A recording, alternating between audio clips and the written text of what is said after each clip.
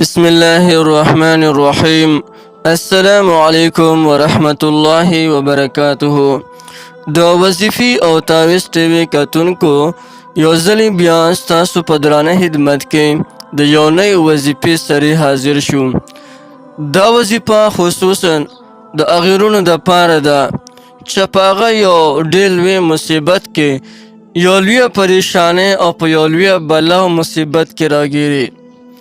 د هر قسم بلاګانو او د هر قسم د مصیبت نه د خلاصۍ دپاره دا وظیفه کوئ. هغه وظیفه ده یا الله یا رحمانو یا رحیمو، یا الله یا رحمانو یا رحیمو.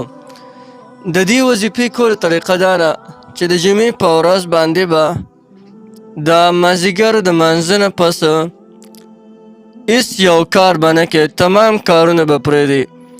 د مازدیګر د لمانځه نه پس به په یو ځانله ځای کې کښېنې او تر د ماښامه پورې به دا وظیفه کوې، یا الله یا رحمانو یا رحیمو. الله جل جلاله به دې د هر قسم مصیبت نه او د هر قسم بلا نه څومره سخت بلاګانې مصیبتونه د راغلي، سختې پریشانۍ د باندې راغلي وي، نو الله جل جلاله به د هغې نه نجات نصیب کړي.